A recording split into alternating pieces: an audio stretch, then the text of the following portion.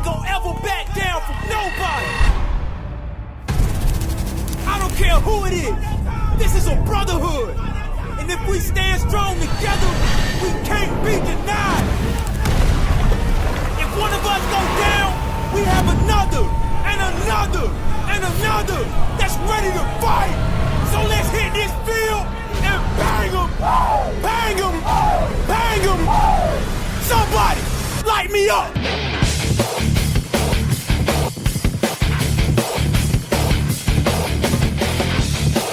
Welcome to the Empire. It's the Eskimo Empire Podcast. This is Trevor Harris. Hey, how you doing? This is number 58, Travis Bond. This is Christoph Malumba Chimanga. Hey there, this is your co-host, Kenny Stafford. Hey, this is Ryan King. Calvin McCarty. And you are listening to... You're listening to the Eskimos Empire. Listening to the Eskimo Empire Podcast. The Eskimo Empire Podcast. Hope you guys enjoy listening.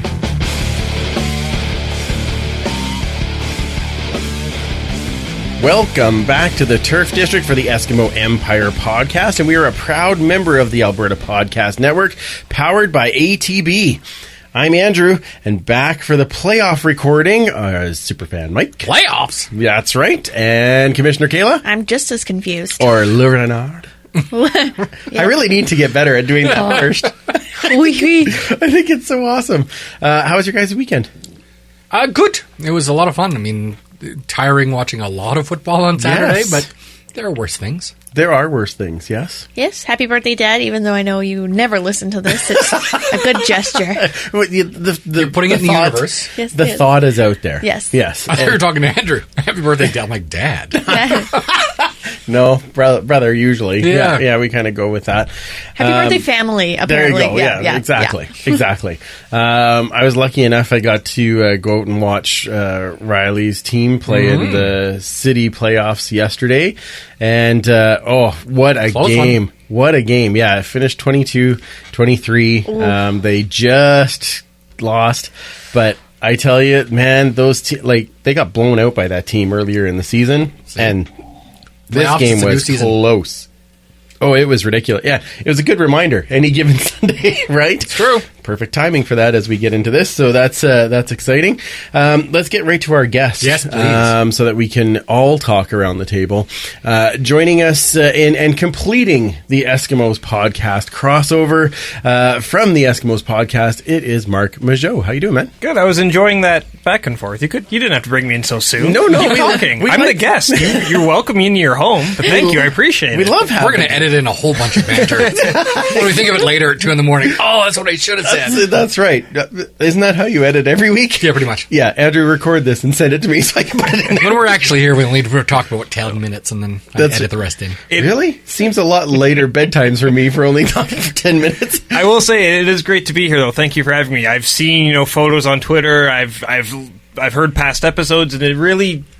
Can't really appreciate it until you actually see it in here. So when you sit in here, there's nothing you can do but think Eskimos. Yeah, exactly. It's right in your face. So really true. This is very impressive what you have here, man. Very impressive. Thank you. Well, I'm going to return some questions that you asked for us because we want to get to know you a little bit Do I better. need my lawyer present? Yes. Nope. Okay. That was very... Not helpful at all, Superfan. Okay.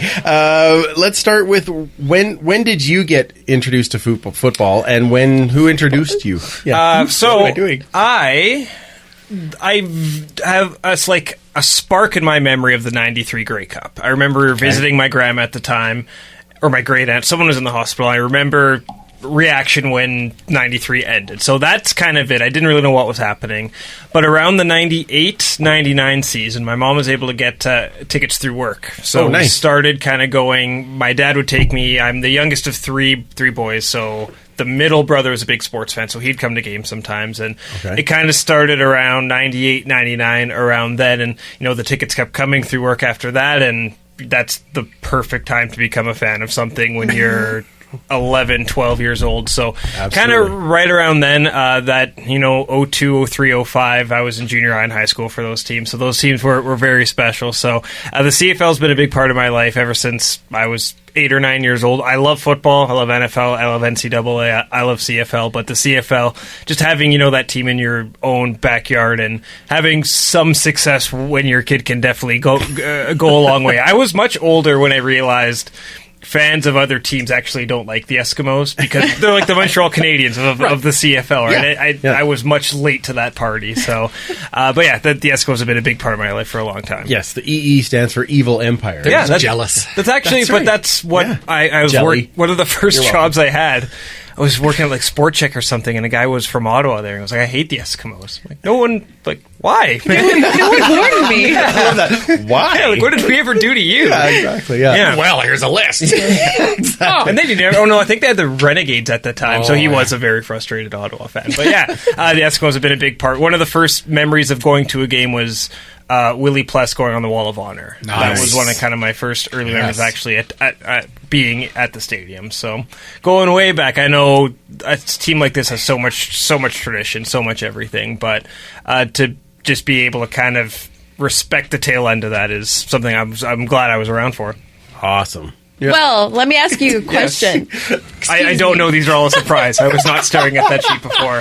I do not know what's coming. Instead of any, I'll just say, who are your favorite players, past and present? I don't know if you're allowed to say present, because that might ruffle some players. Yeah, well, I'll go past, because there's a lot. Like, so I mentioned the 02, 03, 05 team. Mm-hmm. This season was really cool that the Eskimos welcomed Ricky Ray back. Yes. Ricky Ray was, like, my guy. Like, I remember his first start against the BC Lions. I remember being fired up. Hopefully this truck driver guy will be able to save the season. So Ricky Ray is on my like Mount Rushmore of favorite athletes of all time. Like, wow, what an honor! It's like Derek Jeter, LeBron James, and Ricky Ray. To be perfectly honest, like those are the ones that are all up very there. similar people. Yeah, absolutely, Totally. Yep. Twins. Absolutely, like triplets right there. Yeah. That one's up there. I don't know if I was ever actually in the building for it, but how exciting, what Gizmo Williams could do, returning kicks. Yeah. Again, like just a little bit before, I remember going to games and he was still on the team, but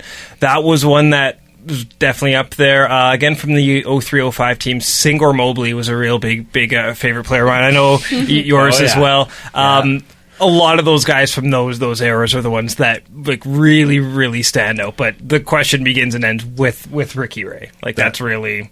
This season was so cool to be around him for that week when they brought him and put him on the Wall of Honor. I mentioned NFL. I'm a big New York Jets fan, and that's where Ricky actually went for like a half season or the full season as well. But that one was really, really cool. And also, current one, I'll be able to get around and see on the coaching staff. But Jason Tucker was also of course, growing up. Yeah.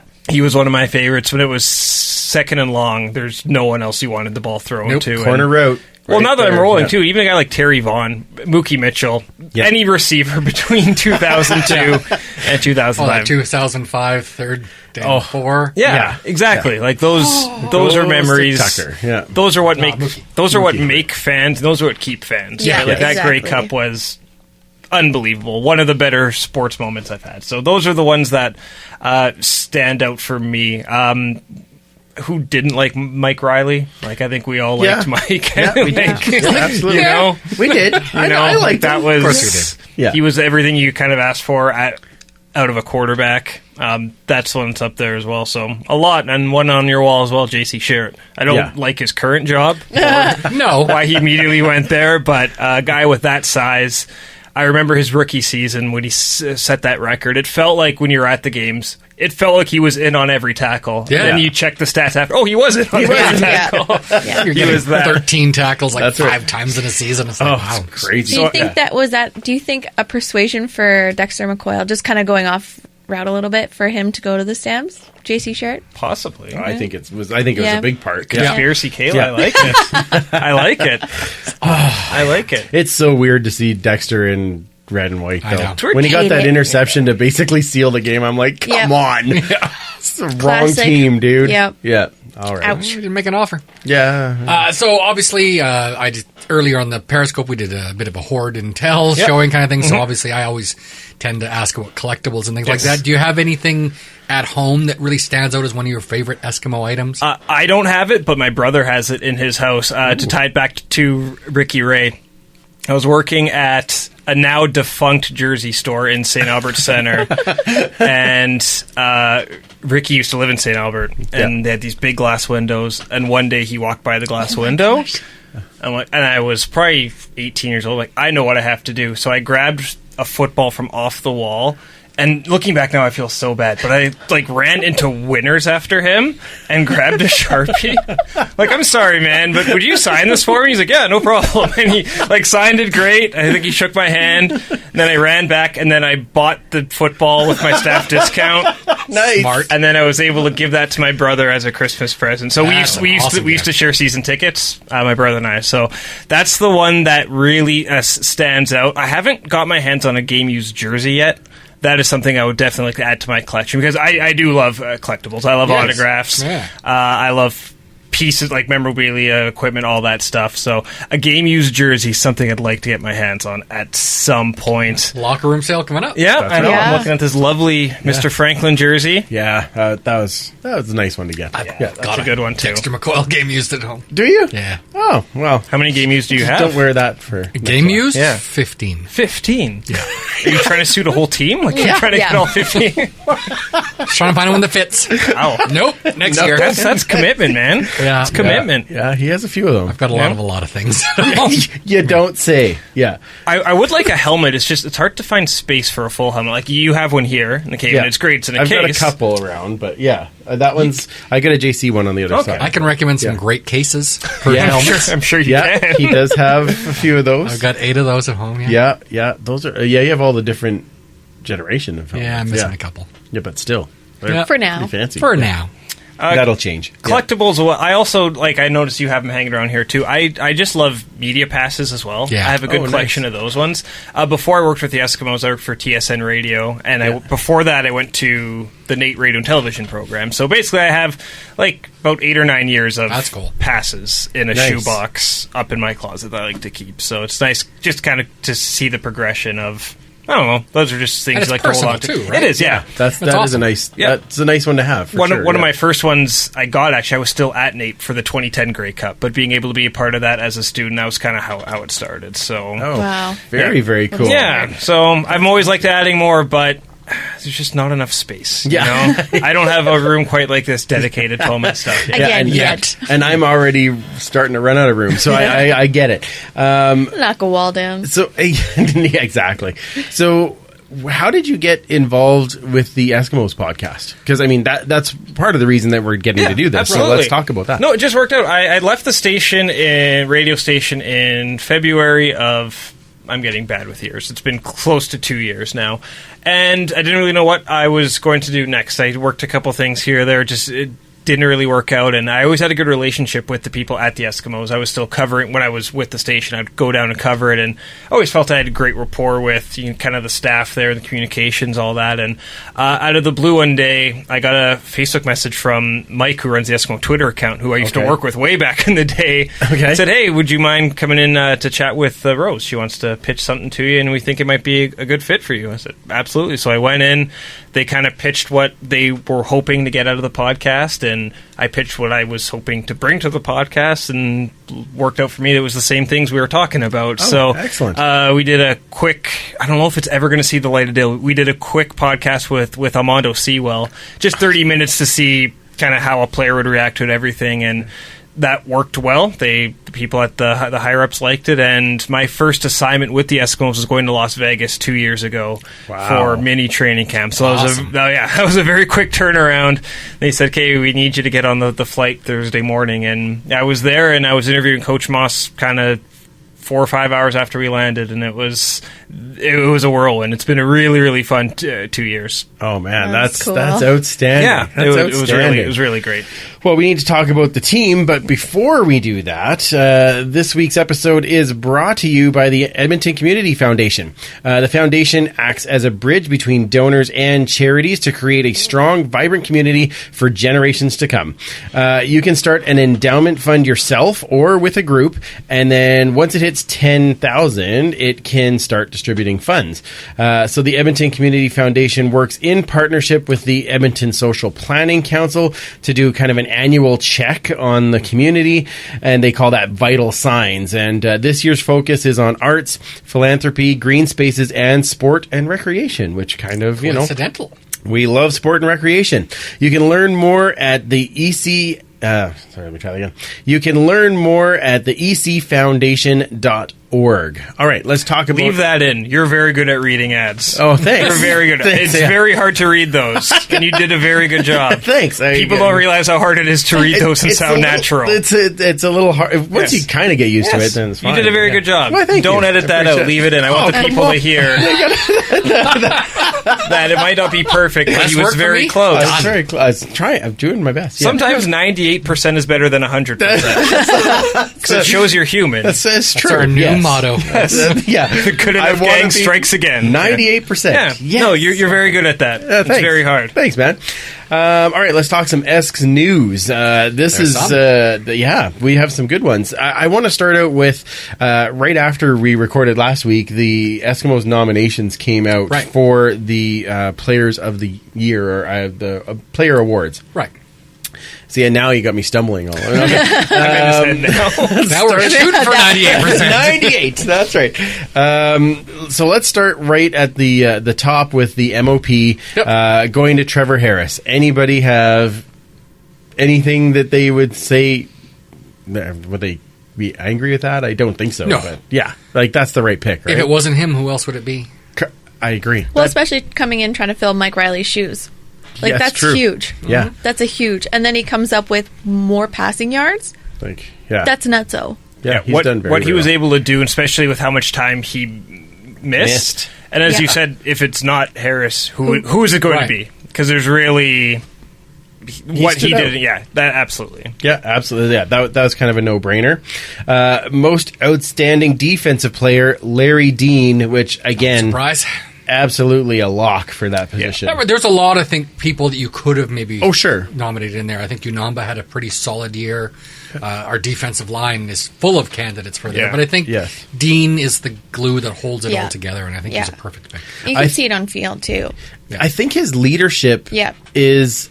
underrated. I was going to say, it's not talked about nearly as much as it should be. Yep. But if you're a fan and you're looking for it, you can see it completely. Mm-hmm. Yeah. Like, especially after a play or something, you just watch Larry and how he instructs all the players probably, but mostly just those three and then the back core. Just his demeanor. It's not like pointing fingers and like outrageously, but he's just like that quiet presence that's so strong, and he doesn't need to be loud and boisterous because like the players respect him as he is. That's just how I interpret what I see from him. I'll bring that over to, I'm a huge basketball fan. I'm not a Raptor fan, but a huge NBA fan. But he reminded me a lot of the way like Kawhi Leonard was. Right. And that whole team just adopted his mentality of a cold-blooded assassin. Yeah.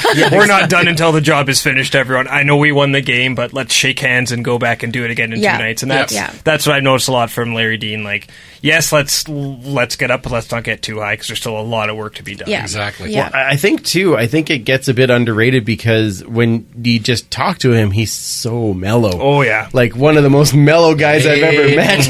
It's back. Yeah, very laid back. So it's two different personalities, right? For sure. Yeah, so I think it's a huge thing. Most outstanding Canadian can only be the one and only Earthquakeu. Second year in a row. Absolutely, as it should be. That's right. Go Earthquakeu. Yeah. He's picked up right where he left off. Oh, yeah. That's one of those draft picks that you just hit a home run with. And and you know he's back. Yeah. Like he's a 2-year deal, so he's going to be a 5th round. We got for that's incredible. Yeah. And not to mention he's an amazing dude. On top of it, so I loved seeing that one. Now, one of our favorite awards that we get to talk about is the Moule. Moule, yes, because there is nothing else. There is only Moule. That's right. That's right. Most outstanding offensive lineman, David Beard. I think it's a solid pick. This is a guy that came in halfway through last year when Justin Sorensen was hurt, and he's quietly led that line and been healthy for a large part of it. I was going to say, I think he gets extra points because isn't he the only one that played every game? Yeah, I think he is the only one that played every game this year. Kelly didn't play every game? No, that's right. He did miss at least one in there, I'm sure of it. Pretty sure, he got hurt at one point. Anyway. between Kelly and Beard.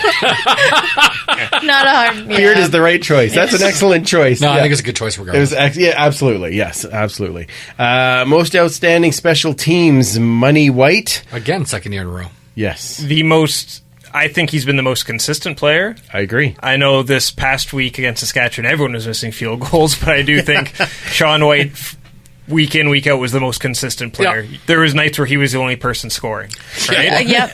Too many nights. Yeah, exactly. Well, and he took on the punting roles for 6 games, right? So he, definitely very well deserved. Not only his field goal percentage, but all the kicking that he did this year. Absolutely. And most outstanding rookie goes to Vontae Diggs. No question. I don't think there is going to be anybody that would argue we that. talked about this a couple episodes ago, and we all agreed at that point it was Vontae, and we said it all at that point. And he has that amazing story. I love how everybody is talking to him about. And have you had a chance to talk to him on the show yet? I didn't think so yet. Not yet, no. But I love hearing him talk. Right before we win the Grey Cup, you can talk. That's right. Yeah, I like it. Yeah, right after me. No, I'm kidding. Some player moves. Was announced that Christian Jones is out for the remainder of the year. Tough loss for us. But we did find out today, or at least it seems that way, that the Eskimos did sign Jamil Smith back to do some returning. Not a bad pickup this late in the season. No, I mean, that's pretty solid. He's been with the team before, and we know he loves West Edmonton Mall, so absolutely he'll be around. He's very excited for that. That's a guy who's comfortable with the system, comfortable with the roster, and that position. Yeah, exactly. Right. That's a guy. If that could be a huge momentum swing in the playoff game if there's a big return, and that's something the team has lacked for a long time. Christian Jones was so good this season in the small sample size we saw, and a kick returner, it's great when you have it, and you really miss it when you don't have it. So true. Tell us about it. Yeah, like you don't need to return every single game. It just you need your special teams to give you decent position every once in a while, and that's what Jones was doing. Every once in a while would break one and put them in the green rather than the red. Yeah, I agree. The other nice thing for me with bringing Smith back is that we know that he has good ball protection. Yes. And that sounded horrible as I said it out loud. He really protects the ball well, the football well. So I am excited that he's back for that, because that's in that kick return position, as much as, like you've said, we want to have some return yards, it's important that we're not turning it over there too, right? For sure. So huge deal. Now, the last thing I want to talk about, and it's not specifically Esks news, but it is about an Eskimo. Did you guys see Tavon Smith supporting the Heart Foundation? It made me so happy. Well, no, not the Heart Foundation. That's the old wrestling stable. Yeah. Heart Edmonton. Sorry. Heart Edmonton. I was getting might support them ads. too. You might. You might. But yes. Come He's on a huge now. mark. The best there ever was. No. He just might be. But yes, I did see that, and that melted my. We got our dog from Heart. So to see what Tavon did and reach out. And for those who don't know, please explain what he's doing. Yeah, so he now there's certain dogs he's putting up a lot of pictures with different dogs, but as they're getting adopted, he's covering the adoption fee for the month of November. Which fantastic. That is outstanding. That's the Eskimo way. It is this. And then he goes out and I can't wait till we talk about his game in a second. But this guy is he's doing all the right things. He's had a good week. And he's had a great week. But I was so impressed to see that. And I wanted to make sure that we gave him a shout out on the show, because that was outstanding. Go adopt a puppy. Yes. That's right. Yes. Go check out Heart Edmonton, at Heart Edmonton on Twitter. And they have all the pictures right on there, and you can get in touch with them. And Tavon is going to help us out. So my girlfriend and I got our dog from Heart just close to a year ago, actually. Oh, okay. And it's been awesome. Heart is a wonderful organization. So awesome. Yeah, that's so good to hear. Yeah. All right, now we have to talk about a game. Yes. I drug it out as long as I possibly could, but we now have to talk about the game. The Esks lose the final game 23-13. A very guarded effort, I would say, at best. Almost like a preseason game, really, even for the refs. And we'll talk about that. Let's actually talk about that first. In my What the Fire Trucker moment, tell me, how is that roughing the passer? When Unamba comes in, Harker ducks, I don't know what I'm supposed to do you there. can't stop when you're in midair? And No. Well, according to Bradbury, you can. So here's the question. Who does bigger works of fiction, Ray Bradbury or Al Bradbury? That's my question. Twitter vote of the week. I'm telling you. That's every time because he refereed, 5 or 6 games we played this year. Easily. A full third of the season we had Bradbury's. Yes. Yeah. Yeah. Did we win any of those? Probably not. I'm guessing no. not. We won one. 10. Did we win one? For sure. Oh, well, that's good. And I mean, I don't want to. I'm not going so far as to say there was bias because. Oh no, he missed a lot on our side too. Oh yeah, absolutely. Like it was just garbage all over the field. Like, oh my goodness! But that one call was atrocious. I couldn't even get over that. Like, that's brutal. Just tell Unumber to cut his wings next time, Just like, you're not allowed to fly anymore, sorry. Exactly, yeah. Don't do your job. Actually, he needs his wings so he could turn in the air and then not hit the quarterback because... What, you're not Falcon? Oh, my bad. It doesn't matter if you hit the person or not. Yeah. It still can be a penalty. It's an excellent point. Yeah. We already went over that a few games ago, so that is very true. Well, if somebody can trip you, you get a penalty too. That's true. That's how this works. All right, let's talk about some of the goods in this game, though. Mark, what stood out for you as good in this game? Good in the... that's a good question. there was a couple. I was pulling at straws. I was going to start talking, and hopefully the answer would eventually come to me, but it didn't quite happen. So I'm going to keep stringing out my stream of consciousness like this until I find a positive to reach on. Devon Smith. There's a Secret of our success. Yeah. Just keep talking. Yep, there was one. Last game of the regular season with not much on the line. It's hard to find positives. No one got hurt. I guess that's another serious injuries. They were able to survive that without it. But yeah, it was that was some tough sledding Saturday afternoon. Yeah. I agree with you though. Tavon 83 and a TD. He had a good game. He did. So that's not a bad thing. Yeah, I like it. Are you surprised? Sorry to make the interviewer the interviewee, but okay. I kind of expected that. Was the group not surprised to see Harris out just a tiny bit, seeing as how much time he did miss? Did you not expect Harris to at least play a drive or two? Well, when we recorded last week, I thought that he would, but then they announced it. I think it was right after the show came That's usually how it happens. That he wasn't going to start. So yeah, the under on time of him playing completely paid off. I just on that bet. But yeah, hadn't played a ton, and I figured that's an opportunity where I think he played so well in that last game. Though. That's true. And why aggravate it every time he throws? Why push it? Yeah, we had nothing to play for standings wise. So yes, and one wrong hit. Yeah, exactly. And your postseason is in jeopardy. Correct. Yes. Not in jeopardy. It's basically just you just shot. don't want to. Well, look back to 2014. What happened with with Mike Riley? Yeah, so, that's fair. But it's one of those that was the last game of the regular season for everyone. I think. Yeah, exactly. Would be the polite way to put it. Yeah. Did you have any goods there, Commissioner? I did, but it kind of rolls in with my player of the game or week or whatever. Well, you can do both because I didn't have players of the game. Oh, okay, perfect. Vontae Diggs. Yeah. Vontae had a hell of a game. 9 tackles and a sack, was it? I think it was somewhere in there, yeah. I know he had 10 tackles total, so that would make sense. Oh, I thought of another positive. Shaq Cooper as well. Oh, excellent. Yes. Excellent, yes. He had a good game, Yeah, he did have a good game. No sack, sorry, yes. Just 10 tackles. 10 tackles, yeah. So, still a lot. Huge game. Yeah. All over the place once again. Just proved why he was the Rookie of the Year. Well, nominated for. Should win. Correct. He's got some stiff competition this year. I'm biased, so I can say it. Absolutely. So am I. We're the only votes that count. Correct. We should be. Yes. Anyway, Superfan? I just like getting to see players that we just didn't get to see this year. It was great getting to see Diego Villamontes get some starting time and some playing time. And actually, when he was in a couple of weeks ago, he didn't really do anything. Right. He didn't see the field. So that was kind of cool to see. I thought Devaris Daniels had a great arm. At one point, he had more yards than our starting quarterback. That trick play was cool. I think Devaris Daniels threw the best long ball the entire game. Yes. Yeah. They should have done that more when Kilgore. Anyway, that's Anyway, that was a lovely throw. It was a great throw, and I think it's going to just put that in Montreal's mind that that's a possibility now. Sure. Yeah, absolutely. Absolutely.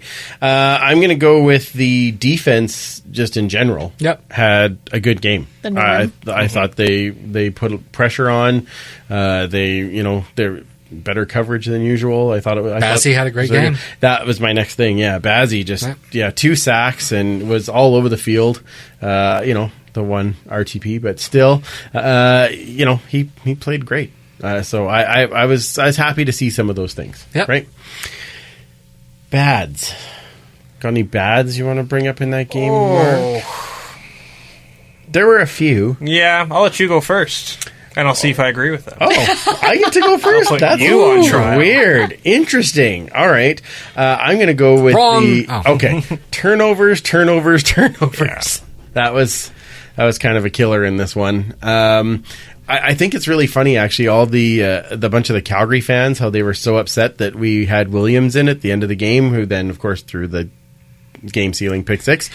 But tell me what you guys think of this, though. I think that they did that because they're also kind of protecting Kilgore. Because if Harris isn't exactly 100% and something happens to him, well, then we need Kilgore, right? Yep. So, and again, the game means nothing to us. So it makes sense, right? That's exactly it. And they're only complaining because it meant something to them. Yes. But they got their home game anyway. Yeah, they do. Boo.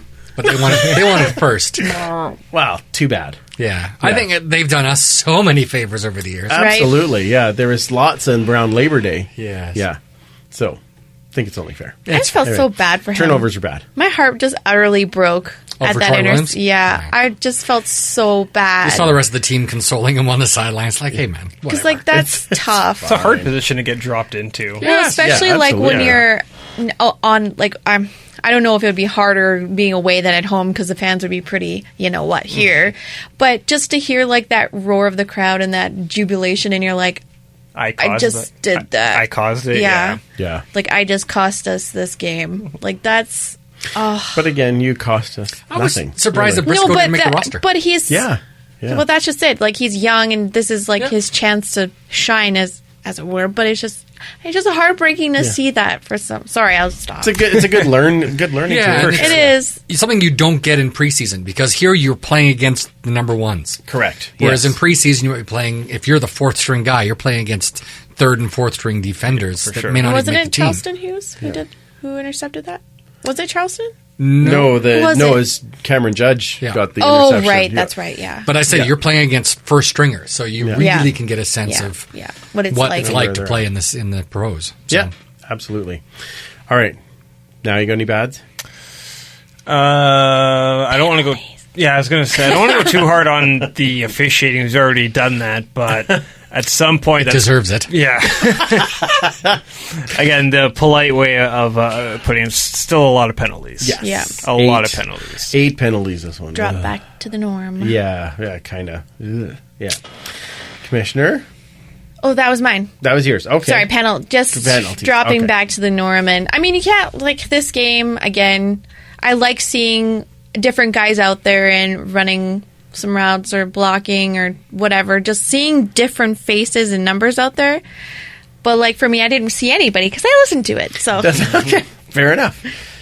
Not a video. Got anything else you want to add in there, Superfan? It was disappointing seeing Sean White miss that ball, but everyone was missing. Everyone was missing. I mean, it was a weird day for when kicks. The Saskatchewan kickers, who should be used to that, they were like 1 for 5 at one point.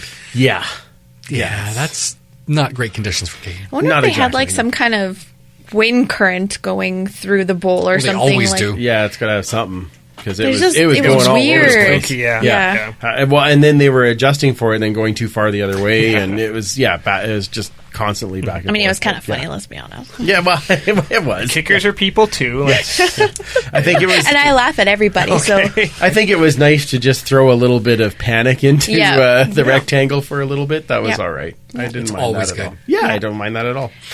All right, let's take a really quick break, and then we will come back with this week's CFPN game playoff preview. Ooh. And, of course, our playoff semifinal pick'ems and maybe a couple of fantasy picks.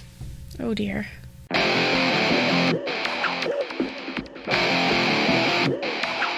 What's up, y'all? It's Larry Danny. You listening to the Eskimo Empire Podcast. You can join the Empire online. Find us at eskempire.ca. Check out all the new blogs and then follow us on Twitter, Facebook, and Instagram. For more history, follow at Esks History on Twitter. And even more of my pics on Esk Empire Photo. Don't forget to rate, review, and subscribe to help the pod grow. Thanks again for listening. Let's get back to the show. Welcome back. This week, I want to recommend another great podcast in the Alberta Podcast Network. Check out City of Champions, where Shane Fennessy interviews interesting people in Edmonton. He recently had Arjun Colhoun on, which of course we were all excited about. And even Ladislav Schmid? Ladislav Schmid? Schmid, I think I'm saying that right. There you go. And a number of Edmonton City councillors on other shows as well. You can just search up City of Champions on your podcatcher or check out all the great shows on albertapodcastnetwork.com. That's right. I was so excited to do that part this week when they said I get to do it. Yay! Okay. It's been a few weeks since I got to do the .com properly. All right, our CFPN game preview. The Esks cross over to meet Montreal in the East semifinal. That is an 11 a.m. Mountain Time start. The Uncle BD stats moment for this game. The Esks have an 8-4 playoff record against Montreal all time, mostly in Grey Cups. Yeah, 8-3 or Grey Cup, but yeah. Yeah, but still, I mean, whatever. They did split the series this year. Mm-hmm. Now the Esks, this is your favorite stat, Mike. Yes. 27-8 when rushing for 100 plus yards. So, we'll see. Run the damn ball. That's right. Absolutely. Now, Brazilian Ty also gave me an interesting stat from this full season. He went back to look at some of the Edmonton red zone production. As it turns out, he went with, if they got a field goal, he said they missed 4 points. If they got nothing, then they missed 7 points. Yeah. Over the whole year, 141 missed points, and a TD only 50% of the time. That hurts. So, oh my gosh, that'll be an interesting conversation when we get to the Esks side of the ball. But before that, we're going to go to the Al side of the ball, and we catch up with another friend in the Canadian Football Podcast Network. And welcome back, CliffyD. Thanks for coming on, man. Thanks for having me. Absolutely. We love chatting with you. So you must be pretty excited. Playoff football is back in Montreal for the first time in a while. You guys are getting all pumped up? Oh, my gosh. For the first time in 5 years, not only are the Alouettes going back to the playoffs, but they have a winning record. That hasn't actually, you have to go back to 2012 to find a winning record for the Montreal Alouettes. So, yeah, to say that we're excited is a bit of an understatement. Well, and with good reason. I mean, when you look back on the season and the way that it started with the whole head coaching change and GM firing basically right before the season, nobody knew where this was going to go. And it looks to me like Kahari Jones has just really made these guys believe, and look how far they've come. Without question. And also, to the emergence of Vernon Adams, the faith that Kahari Jones had in Adams. I mean, everybody and their mother was expecting Antonio Pipkin to be the man in Montreal. And he was given his chance right there in Edmonton, no less. And unfortunately, I don't know if it was the pressure or just what happened during training camp, but all of a sudden it just felt like whatever mojo that he had from last season just didn't carry over, and he just didn't exactly connect. As soon as Vernon Adams came into the game due to the injury of Pipkin, all of a sudden it's like a switch flipped, and all of a sudden the team just snapped into place and became a cohesive unit. And Vernon Adams brings that. Like, he's still a young man, but I mean, he's now a veteran. Like, that's the thing people fail to realize, is that this is a veteran quarterback who's played in the league for a number of years now. He knows what to do. Like, this is not his first rodeo. All he needed was a chance to properly show everybody what he can do as a quarterback, and lo and behold, look what he has done this year. I mean, it has not been super spectacular, but my God, this team has been so much fun to watch, and to see his evolution to becoming a true leader on this team has just been, it's been such a treat to watch. That's outstanding. Now, I want to talk a little bit too about how this team, they seem to do so well at the first half may not always be the greatest, but the halftime adjustments seem to be amazing. Tell me what you think about the coaching staff and some of their changes that they are doing to have these amazing second halves. I always have to laugh. Every game that I've watched and seen these guys win, it's been like that. It's almost like a script where, yeah, the first half is going to be middling at best to almost unwatchable football. But then, to me, it almost feels like that's when Vernon is like taking a read of the defense. He's understanding what's ahead of him. And it's almost like he cracks the code. And like he makes those halftime adjustments, and it's like, all right, I know how to beat these guys. Let's do this. And then all of a sudden he does it. And it, like I said, it's not the prettiest football at times. My God, like that is exciting stuff to watch. And he figures it out. And more often than not, he comes out the victor. Awesome. So what do you think is the going to be the biggest challenge as the Eskimos face the Montreal Alouettes? Do you think that the defense poses the bigger threat, or the offense poses the bigger threat as they play the Eskimos? I think it's going to be a combination of the two, to be honest with you, because this defense, when they are on, when everybody is clicking, it's outstanding. Like I've been finding, though, the last few games they've been very lenient, and I don't know if it's a matter of just trying to preserve themselves for the playoffs or what, but it hasn't been as explosive as it had been in the first part of the season. Whereas the offense, once they get going, once they get things figured out, I mean, they are a well-oiled machine, and they know how to put points on the board. So, like the past couple of games, because the Alouettes pretty much knew they're going to be in second place and playing in that Eastern semifinal, I found that they've been kind of just taking things a little bit lightly, but with understanding that nobody wants to get injured, nobody wants to see someone major go down, so there's been a lot of days that were given off as well. So, but I'm curious to see, and I'm looking forward to it anyways, is seeing how this team performs. Because you're going to get everybody, all the starters, everybody's going to be there, and I can tell you right now, this team is definitely going to be ready for Sunday.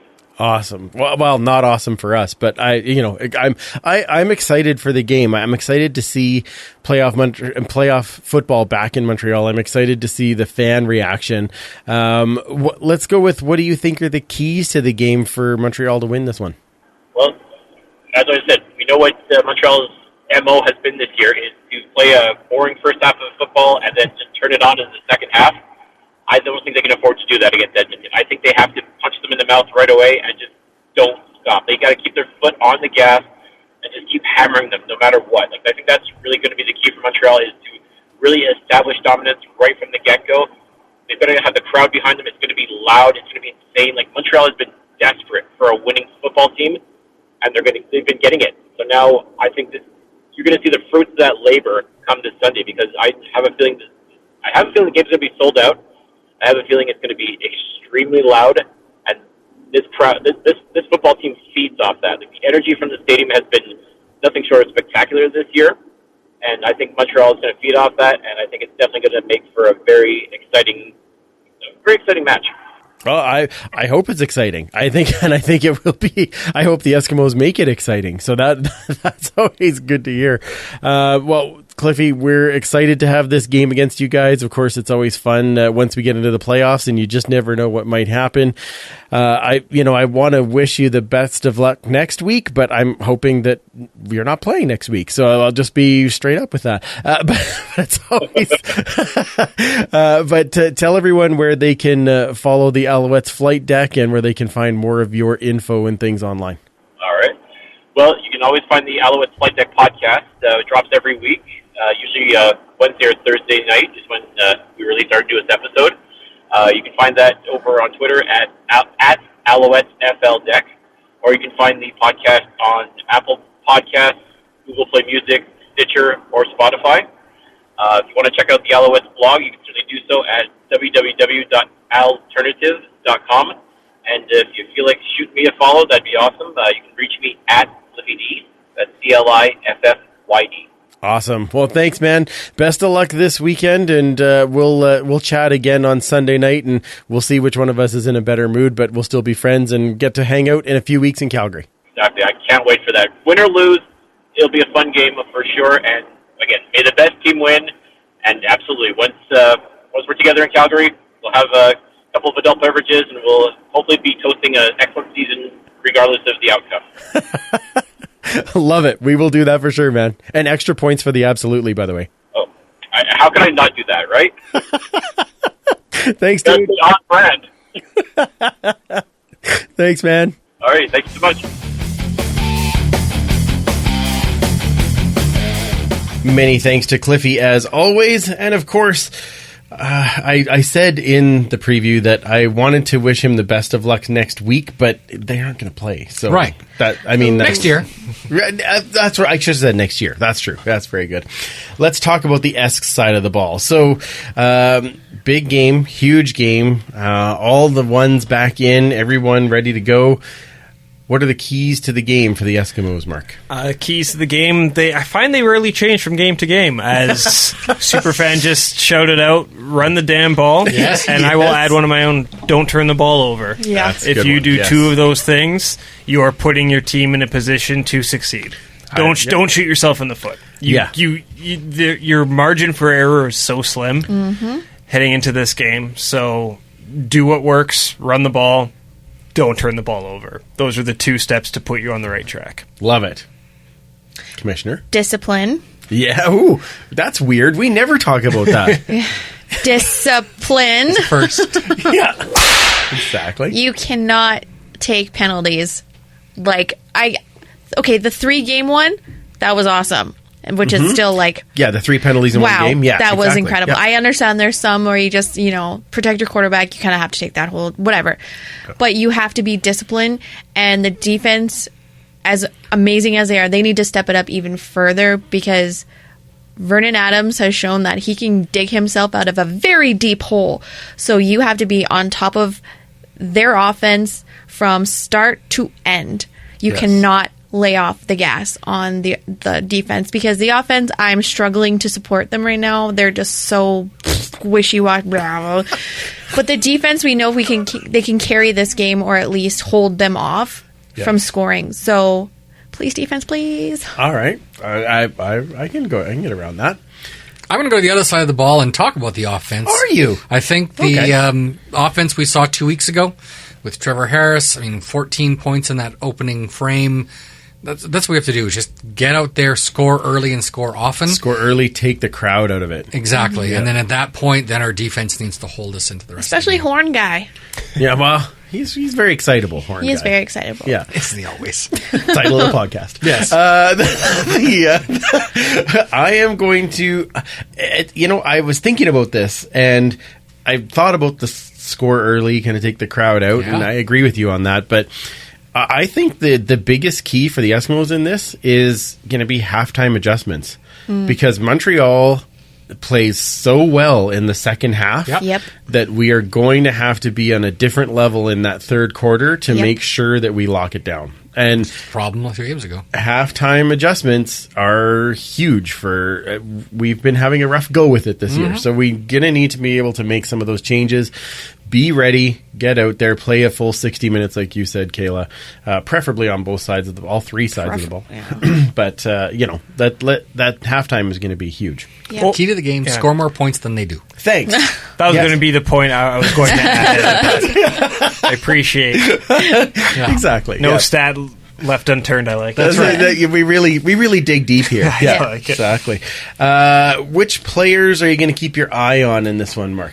I won't say Trevor Harris because I think that's too obvious, but I'm going to be watching the offensive line. If they can give Trevor Harris time, we've seen what he can do at time, and we've seen what his receivers can do if they have time and space. So that offensive line is something I think is going to be very key for Edmonton. If they can keep him upright and give him time, just makes everything so much easier. And the other side of the ball, the defensive line. So many football games are won and lost on that line of scrimmage, right in the trenches. And we talked earlier about the beast on the defensive side of the ball for the Eskimos, but really both lines, defense and offense, they're going to have huge games on Sunday. And I mentioned earlier too, but I think that travel's a big deal. That's a long way to go. Oh yeah, it is. That's a long flight.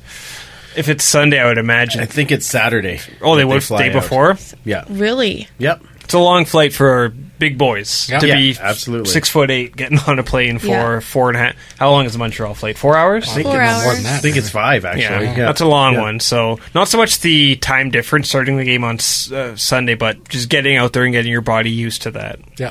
Well, a little bit with the time difference. I mean, you're starting your game at 11 in the morning. Yeah. Your body time, right? So that's on a day too different. that you're not used to playing either. Yeah, absolutely. So it'll be interesting. Yeah. I wonder why they wouldn't fly out on Friday. Extra hotel night stay? I don't But for a playoff game, you think it would be worth it? They're going to practice too on the Friday. I think they do a walk. I think they're doing. I believe. Yeah, I don't know when on Saturday too. Yeah, it all depends on when your coach wants to do a walkthrough or even just where. When and where. Yeah, exactly. Players. Well, I too actually am just going with the theme of what I said. Keys to the game is I'm going to be watching the defensive line. Hopefully, they can keep Vernon Adams off his feet a lot and on his back a lot with the ball fumbling back. That would be great. And us picking it up. And anyway. Yeah. So I'll be watching what they can do. But also, I want to watch O'Neill. He's an amazing punter, but I think that he needs to really strategize where he's putting the ball to give them a not good starting positions. And that goes with the special teams of blocking and not allowing yards returned. Yeah. Because field position is going to be a huge factor. It's going to be massive in this game. Yeah, for sure. I agree. Yeah, I think they both said, Mark and Kayla was saying that defensive line is going to be key, especially the defensive ends, I think. Just contain is going to be so important with a quarterback that has that scramble ability. But on the other side of the ball, I just want to see what our receivers can do. We need to be able to make sure we're getting open and we are not turning that ball over. Yep. Like if you can get some positive yards, that's great, but just keep holding on to that ball. Mm-hmm. Yeah, absolutely. And I was going to go on one from each side, but Ricky Collins, he needs to have a big game. Yep. That very first game of the year against Montreal, he had coming out party. A great game. Yep. He needs to have another one of those. That we need to see another one of those because he's kind of been in that middling range, and he had those huge games at the beginning of the season. So I'm hoping that connection with Trevor Harris comes back, and we see another huge game from him. And I'm on the defensive side. It's those the halfbacks are going to have to be on fire. Yeah. Eugene Lewis knows how to eat people for lunch, and Jake Winicky has been absolutely scoring touchdowns at will this year. So major challenge in that halfback position. After the whistle, walk away, and the rest of the time, stay on your guy. That's going to be very important. And stay away from the other bench. Yes. Interesting. Yeah. Now, we don't pick against the Eskimos here. We only do a prop bet. So our guest usually picks a stat, and then I will set a line, and then we will go over under. We'll come back to it. We'll come back to it. I'll give you a little bit of time to think about it. You already know exactly what I'm going to do. All right, let's do it. Calvin McCarty touches. Oh, like how? So that's catches and runs. Right. Okay. That's a tough one with Calvin. Okay, I'm gonna set the line at 3.5. Oh, what? That seems high. You think so? I do. Well, then I guess I know you're picking under. Yes. All right, then. Fine, you pick under. Kayla? I was thinking 4, so over. All right, then. I'm going to go over just because the more Cal in everyone's life, I think, is better for everyone. So true. You're not wrong. Yeah, so I hope we see it over. When he scores a touchdown, he does the bushwhacker celebration, so I would like to see a couple bushwhacker celebrations. That would be outstanding. They were great the other game. They were. I loved when he had handed the ball off to Elmondo and let him spike that ball. That ball cried. Like, I think that ball's still in orbit. Probably, yes, exactly. I was thinking 3, so I'm going to go under 2, but I thought that was an okay line. Yeah, we'll see. There you go. See? Well, we had 2 unders, 2 overs. Let's see what happens. Potentially could be his last. He's never going away. He's like Mick Jagger. He's just going to keep coming I'm okay back. with that. Calvin McCarty will be Richards. or Keith. Exactly. He'll be on this team in 25 years. Someone started that rumor mill, so I'll be happy if it's not he's true. Gonna be here. He's going to get re-signed. I think so. Wonderful. How many people have they tried to bring in to quote unquote replace Calvin McCarty in the last 5 or 6? Had some that's true. Yes, yeah. Tuck comes in and but even Calvin's leadership, like I think irreplaceable.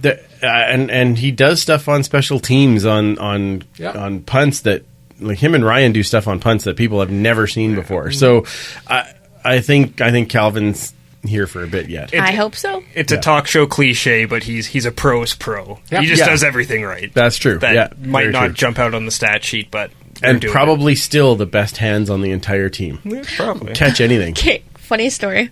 Mama Jedi, she was like, oh my gosh, Kate, what's Nate's number and what's Calvin's number? Because I just love knowing the players and I love watching for their numbers. I'm like, oh my gosh, you are the cutest. Because she met both of them, right? And they both talked to her. So That's those awesome. two are really special in her heart. So way to go, Tay and Calvin. Ours too. Yeah, exactly. Yeah. I'll likely be wearing my 31 on the weekend, Nice. so we'll see how that goes. Just wear 28, go real old school. Oh, really? No, I don't have a 28. You don't have a Calvin 28? Don't. Get one. Nope. Sorry. I like my 31. All right. Now, in our Pick'em League, our league wraps up with Derek taking down the win. I'm kind of working on a prize for him, but I think that's his second time winning the Pick'ems with us. Like, that guy's good at that. Holy man. Obviously, bets with his brain and not his heart like we do. Yeah, that's got to be it. Mike, you finished it up at 20th. Yeah, I didn't pick this week. Spurtle. Guess what number I finished at, though? 27. Oh, that's meant to be. Perfect spot for me. That's right. I Marco Sin card the Pick'ems. Nice. That's right. Must be the hair. It must be, yeah. The lack of. Yeah, that's it. Yeah. All right, our other game that we need to pick this week, Winnipeg versus Calgary. This is in Calgary. Mark, who you got in the Western Semi? It was my side not proof enough. I loved the effect, though, so I just let it go. It's November. I'm going to go with Calgary beating Winnipeg in a meaningful football game. All right. Kayla? And that's always my pick. So I'm not going to, because I'm hoping for a miracle pull-off by the one Caleros, ugly Sidney Crosby, to just have the Stamps tearing up. Oh, that'd be great. I know. Would be great. The chances are so minimal, but the heart wants what it wants. All right. I'm going to pick Winnipeg. Okay. Superfan? Upset. Oh, yes, sir. Really? I'm calling for Winnipeg to take this one. Wow. Really? Yes, sir. That does surprise me. Yep. I think that's what's going to happen.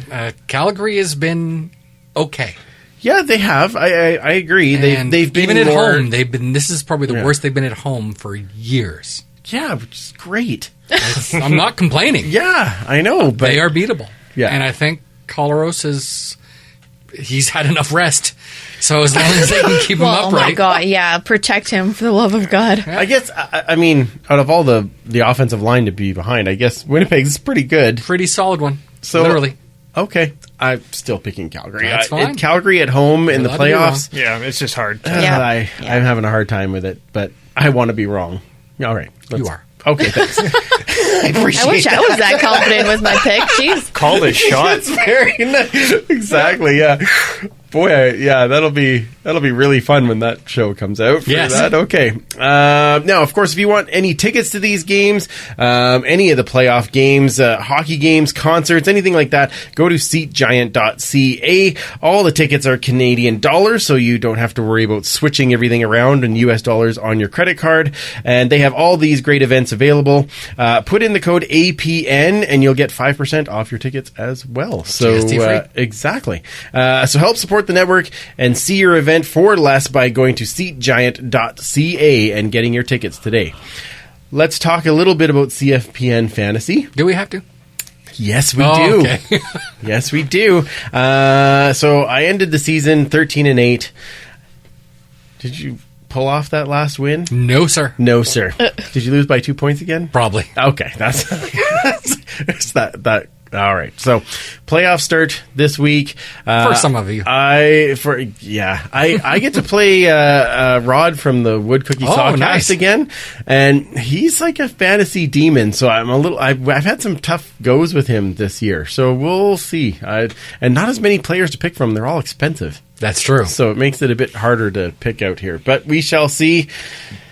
I have a sneaky plan, and I'll tell you after, because I don't want Rod to steal my thunder. He totally would. That's right. exactly. I'm coming for you, Rod. Okay.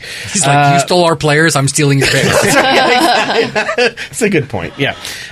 In the Empire League, Baltic Fox did wrap up the season with a win. Yes, I finished in 5th, and Mike, you made it all the way up to 22. Ooh. Good for you. Tommy Scott. Very well done. I was also very lucky to pull down the win in the Pilsner League that is run by Travis, mostly because we talked in the morning and I thought, you know what, you're right, I'm going to take Cameron Marshall. You're welcome. Paid off in a big way. Yeah. So, I didn't listen to myself. Lots of Grey Cup drinks for me. That's right. Outstanding. I'm excited. That was very good. So thank you to Travis again. Lots of fun this year. And again, thank you to Ryan from the Canadian Football Countdown for the CFPN Fantasy Challenge. Now, as we get into the end here, Mark, I want you to tell everybody where they can find you on the Twitters and where they find the Eskimos podcast and all the fun things you do. Yeah, so Twitter's the best way to get me is at Marc Majeau, MarcMajeau, and I'm glad you spelled that. Just to most make people sure. would be like, "Well, okay, yeah, make sure. okay, yeah." People listen to their podcast slower too, so they could write things down. Is that So right? Oh, good. Okay, slower or faster. I've been told there's only one Eskimo podcast, so I don't know where people are getting. No, I'm joking. Search what? Edmonton Eskimos Podcast. There's great Eskimo content out there. Of course, Absolutely. the one you're listening to right now, the one that Morley and Dave put out is great. The one I do is just the Edmonton Eskimos Podcast, available on Apple, Spotify, SoundCloud. We release every single Wednesday, and this Wednesday coming up, we will have Derek Taylor, voice of the Saskatchewan Rough Riders. We don't talk DT. a ton of Rough Riders, right. but of course DT on SC, the stats guy. I was going to say, you did talk stats, though, That was a big, heavy conversation we had. So for those who don't know, Derek is heavy into the analytics with football, so we have a great chat about that, and he just has a cool story. He was a kid who grew up and got to be on SportsCenter for a couple of years, and now has one. There's only 9 radio play-by-play jobs in Canada for the CFL, and he has one of them. Wow. So awesome. yeah, so that's a fun conversation we have coming up. That'll be Wednesday.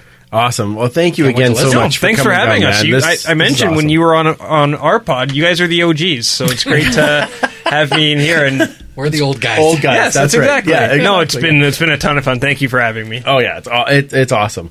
And I do want to say thanks again to CliffyD for joining us for the game preview. Where does everybody find you guys on the Twitters?